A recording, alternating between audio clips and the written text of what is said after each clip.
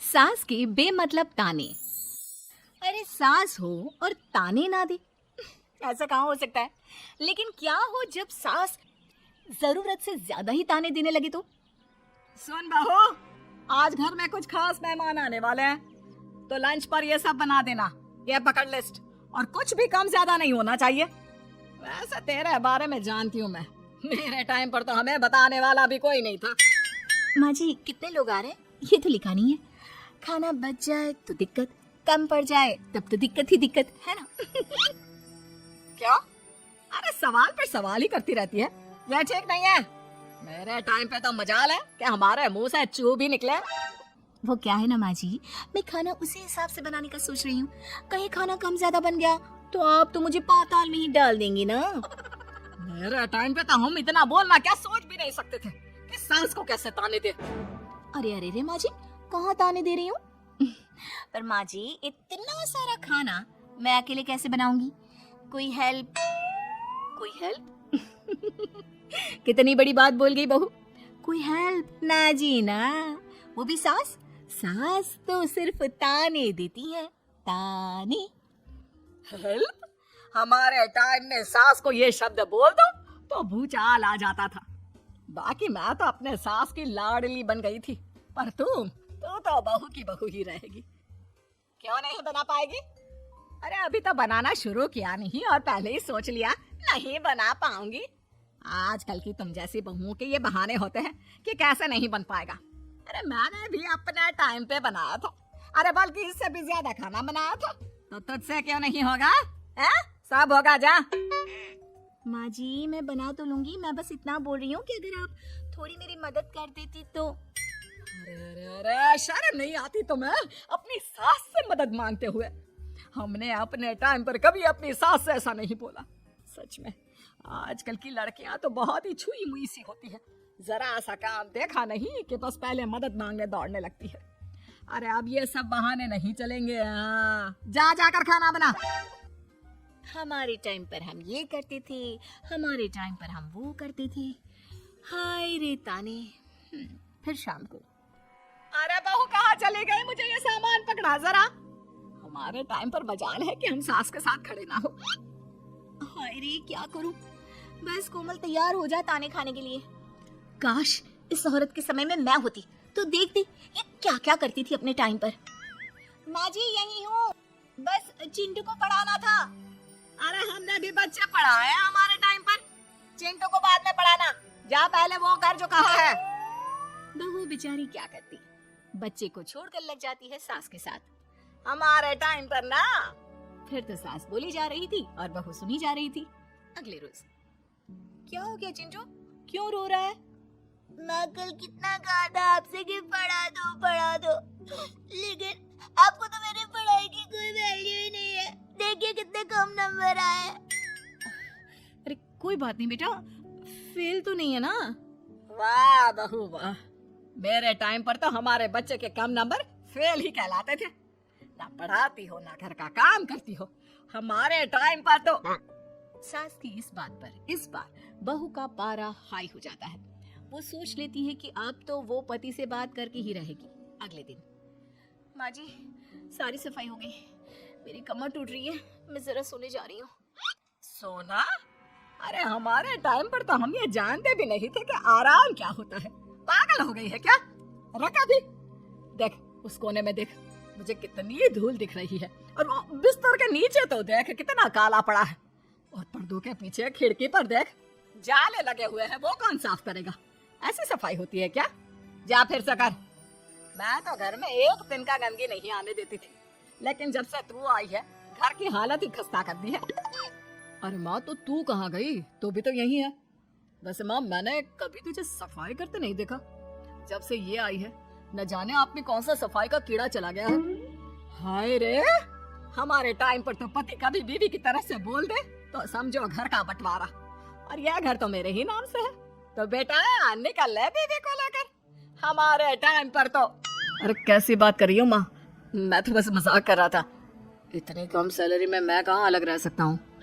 माँ जी प्लीज, मैंने अभी पूरा घर साफ किया है, और इन जालों को झाड़ूंगी तो फिर से पूरी गंदगी हो जाएगी। फिर से सारे घर के झाड़ू? ना माँ जी ना, हमारे टाइम पर तो मैं दिन में 10 बार झाड़ू लगाती थी। हमने नहीं किया है क्या? मायके से कोई तो संस्कार लेकर आई होगी ना तू बहू, क्या कुछ भी नहीं। तभी पति आ जाता है। बहू पति की तरफ देखती है कि शायद वो उसे उसकी माँ के प्रकोप से बचा सके, लेकिन नहीं, उल्टा उस दिन की माँ की डांट के बाद से तो पति के तेवर ही बदल जाते हैं। देखो, माँ जो करती है करती रहो, माँ बड़ी है, जो कहती है सही तो कहती है। बस पति का ये कहना और बहू का पारा 7वें आसमान में। एक इनके भरोसे मैं सब सह रही थी, लेकिन आज तो इन्होंने मेरा ही साथ छोड़ दिया माँ के लिए। अब तो इन लोगों को सबक सिखाना ही होगा। फिर एक दिन, बहू ये कौन है और तुम्हारे साथ क्या कर रहा है? और ये हाथ, अरे हाथ छोड़ मेरी बहू का, कौन हो तुम? माँ जी वो कोई नहीं माँ जी, माफ कर दीजिए। बहू घबराने का नाटक करती है। अरे क्यों डर रही हो तुम? मैं हूं ना तुम्हारे साथ। आंटी जी, मैं इसका बॉयफ्रेंड हूँ और मैं इससे मिलने आया हूँ। कोई समस्या? बोलिए। बोलेंगी क्या? यही कि इनके टाइम पर तो इन्होंने न जाने कितने ही बॉयफ्रेंड बना बना कर छोड़ दिए हैं। क्यों माँ जी, यही कहने जा रही थी ना आप? अब क्या था, सास की बोलती बात। कैसे कहे कि उनके टाइम पर बहू ये सब ठीक नहीं है। मेरे टाइम पर। हाँ हाँ आंटी जी, क्या आपके टाइम पर क्या? जरा हमें भी बताइए ना।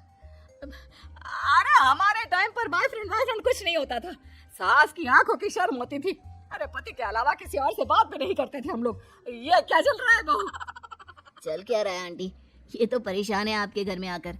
आप हर बात पर इसे सुनाती रहती है, ताने माने। अब इससे बर्दाश्त नहीं होते तो मैंने सोचा क्यों ना मैं इसे अपने ही घर ले जाऊं, कम से कम आराम से तो रहेगी। अरे हमारे वक्त में तो ऐसा नहीं होता था कि सास के ताने बर्दाश्त नहीं तो किसी और के साथ चली जाओ। अब नहीं होता तो नहीं होता माँ जी। मैं भी तो कल को अपनी बहू को कुछ अपने वक्त की सुनाऊंगी ना कि सास के ताने समझ में नहीं आ रहे थे अपने वक्त में, तो मैं अपने बॉयफ्रेंड के साथ चली गई। वाह, फिर तुम्हारी बहू को समझ में आएगा कि तुम कितनी मॉडर्न थी अपने वक्त में। अरे चुप, बिल्कुल चुप, क्या बकवास कर रहे हो तुम दोनों? तो क्या करे, पति को तो आपने घर की लालच दे रखी है, वो तो मेरे लिए बोलते नहीं, तो किसी के पास तो मैं रहूं ना शांति से। तभी पति आ जाता है। नहीं नहीं नहीं, दूसरा घर तो मैं ले सकता हूँ, लेकिन दूसरी बीवी नहीं। माँ वो कितने ताने सहेगी? मुझे मेरी गलती का एहसास हो गया है, चलो हम कहीं और रहेंगे। अरे नहीं नहीं, हमारे जमाने में। फिर माँ जी, मतलब मैं कैसे रहूंगी तुम लोगों के बिना? बहू मुझे माफ कर दे। ओके, कर दिया माफ। अच्छा ये तो बताओ कि ये लड़का कौन है? मैं इसकी मौसी का बेटा हूँ, मिलने आया था। अच्छा दीदी, बाय। समधी की शादी। इस कहानी की हीरोइन गंगा है, जो अपनी समधन की मौत के बाद अपने समधी के अकेलेपन को समझते हुए समधी की दूसरी शादी करवाती है, लेकिन उसकी बहू इस बात से बिल्कुल खुश नहीं होती। मुझे लगता है आपको शादी कर ही लेनी चाहिए। आपकी इस उम्र में ख्याल रखने वाला भी तो कोई होना चाहिए ना। वैसे भी आपकी इकलौती बेटी थी, वो भी हम ले गए। अरे इस उम्र में शादी, लोग क्या सोचेंगे और कैसे कैसे बातें बनाएंगे कि जिस उम्र में इसे अपने पोते पोते को गोद में खिलाना चाहिए, उस उम्र में ये शादी कर रहा है। ऊपर से नव्या क्या सोचेगी मेरे बारे में कि माँ को गए हुए 1 साल भी नहीं हुआ और पापा ने दूसरी शादी कर ली। मुझे नहीं लगता इस शादी से नव्या को कोई परेशानी होगी, उल्टा उसे खुशी मिलेगी कि उसकी गैर मौजूदगी में उसके पिता का कोई ख्याल रखने वाला है। क्यों नव्या, सच कहा ना? हाँ मम्मी जी, आप सही बोल रही हैं। ये बोलकर वो अंदर चली जाती है। लीजिए, अब तो आपकी बेटी ने भी हाँ बोल दिया। रही लोगों की बात, तो लोग तो कभी किसी की खुशी देखकर खुश हो ही नहीं सकते। अगर आप लोग खुश रहेंगे तब भी वे बातें बनाएंगे, और अगर आप दुखी भी रहेंगे तब भी बातें बनाएंगे। इसलिए अच्छा यही होगा समधी जी कि आप उनके बारे में सोचना छोड़ ही दीजिए। समधी को सास की बात सही लगती है। वो भी सोच लेते हैं कि बची जिंदगी के लिए कोई हमसफर बना ही लेंगे। आप ठीक बोल रही हैं। जब मेरी प्यारी बिटिया नव्या और उसके ससुराल वालों को मेरे इस उम्र में दूसरी शादी से कोई दिक्कत नहीं, तो परेशानी कुछ है ही नहीं। ऐसी ही सास समधी की दूसरी शादी करवाती है और फिर समधी के घर आ जाती है बहू की नई माँ। कुछ दिनों के बाद बहू अपने मायके अपने पापा और नई माँ से मिलने आती है। मेरा बच्चा कितने दिनों बाद मुझसे मिलने आई है, इधर बैठ, मैं तेरे लिए कुछ अच्छा सा बना कर लाता हूँ। मेरे फेवरेट पास्ता खाएगी ना? पापा आप क्यों? वो कहाँ है? उनसे बोल दीजिए आप मेरे ही पास बैठकर बातें कीजिए ना। उन्हें क्यों लेकर आए? कोई चैरिटी थोड़ी ना कर रहे हैं। इस उम्र में घर मिल गया, और क्या चाहिए? तभी नई माँ घर में आती है। बेटी की बात सुन रही होती है और सुनकर बहुत दुखी हो जाती है। वो अच्छा, तुम्हारी नई माँ वो जरा किसी काम से बाहर गई हुई है, आती होगी। मैं तब तक तेरे लिए कुछ अच्छा सा बना कर लाता हूँ। ठीक है पापा। लगता है नई माँ के पैर बाहर ही रहते हैं, और आपको ही बनाकर खिलाना था तो क्या करे, छोड़िए। ये बोलकर वो घर में घूमने लगती है और चीजों को देखती है। इनको घर में आए हुए थोड़े दिन नहीं हुए और ये घूमने भी जाने लगी है, वो भी पापा को घर में अकेला छोड़कर। आने दो, एक बार इनकी खबर लेती हूँ। वैसे घर को तो बड़ा सजा कर संवार कर रखा है। चलो, ये तो खूबी है, कम से कम पापा को साफ घर का शौक भी है। इतने में नई माँ घर में आती है। अरे नव्या बेटा, तुमने पहले बताया होता तो मैं जल्दी घर आ जाती। तुम्हें नहीं पता मुझे तुमसे कितनी सारी बातें करनी है। कैसी हो बेटी? बेटी? हाँ, वैसे अब तो मैं आपकी बेटी हो ही गई हूँ, ना चाहते हुए भी। खैर, आप गई कहाँ थी? शादी हुए कुछ दिन भी नहीं हुए और आपने घूमने जाना भी शुरू कर दिया। पापा का ख्याल रखने के लिए शादी करवाई है आपकी, जानती है ना? नव्या, ये तुम क्या बोल रही हो? मैं कहीं घूमने नहीं बल्कि एक दोस्त से मिलने गई थी। उसकी तबीयत थोड़ी ठीक नहीं, इसलिए वो क्या है ना, शादी के चलते उससे मिलना नहीं हो पाया तो आज चली गई। अच्छा, वो भी पापा को यूं घर पे अकेला छोड़कर? आपके लिए आपका ये परिवार ज्यादा जरूरी है या आपकी दोस्त? देखिए, ये ठीक नहीं है। इतने में पिता आ जाते हैं। अच्छा, तुम आ गए। आओ, चलो तीनों मिलकर बैठ के खूब सारी बातें करते हैं। माँ कुछ नहीं कहती, चुपचाप अंदर चली जाती है। ऐसे ही बहू जब भी अपने मायके आती, अपनी नई माँ से ऐसे ही बात करती। नई माँ बहू के इस बर्ताव से परेशान होकर उसकी सास को बताती है। देखिए माना, वो बेटी है, लेकिन मैंने भी शादी की है। वो बेटी कम, सास सा व्यवहार ज्यादा करती है। अब छोटी है तो कुछ कहना ठीक नहीं लगता। बाकी शादी का रिश्ता लेकर तो आप आई थी, इसलिए आपको बता रही हूँ। मैं शादी करके बहुत पछता रही हूँ। अरे परेशान ना हो, मैं बहू से बात करती हूँ। तभी थोड़ी ही देर में बहू ससुराल आ जाती है। बहू कहाँ थी अब तक? तुम्हें पता है क्या टाइम हो रहा है? माँ जी, मैं अपनी एक सहेली से मिलने गई थी, और माँ जी अभी तो 7 बज रहे हैं। अरे इतना लेट कोई घर आने का टाइम है? आज के बाद 6 बजे के बाद तुम घर आई तो तुम्हें घर में एंट्री नहीं मिलेगी। सास बहू के साथ बिल्कुल वैसा ही व्यवहार करती है जैसा वो अपनी नई माँ के साथ कर रही होती है। न जाने माँ जी को क्या हो गया है। मैं कितनी खुश थी कि मायके जैसा ससुराल मिला है। सासू माँ इतनी अच्छी थी। फिर अगले रोज, बहू, मेरे बेटे को पौष्टिक खाना दिया कर। क्या ये पास्ता पिज्जा बनाती रहती है? इसलिए शादी नहीं करवाई थी मैंने अपने बेटे की। ठीक है माँ, मैं बना दिया करूंगी ऐसा खाना। लेकिन माँ जी, आपको हुआ क्या है? पहले तो कभी आपने ऐसा नहीं किया, तो ये अचानक से मुझसे कोई गलती हो गई है क्या माँ? क्यों? ऐसे नहीं बोल सकती। समझ ले, ये तेरी सास का हुक्म है। ऐसी ही सास बहू को अपने सास वाले तेवर दिखाकर कभी डांटती तो कभी ताने मारती, पर बहू बेचारी बिल्कुल समझ नहीं पाती। एक दिन, बहू ये क्या बेफिजूल खर्चा करती रहती है? परसों ही तुमने अपने लिए एक साड़ी ली थी और आज फिर से। तुम्हें क्या लगता है पैसे क्या पेड़ पर होते हैं कि जब मन करा तोड़कर सामान ले लिया करें? वो माँ जी बहुत अच्छी लगी तो ले आई।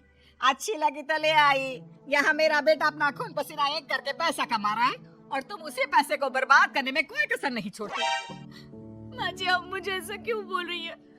मैं आज के बाद कभी शॉपिंग पर नहीं जाऊंगी, लेकिन प्लीज आप मुझसे ऐसा बर्ताव मत कीजिए। इससे पहले कभी आपने मुझे छोटी छोटी चीजों के लिए नहीं डांटा। ये अचानक ऐसा क्यों? मुझे बिल्कुल अच्छा नहीं लग रहा।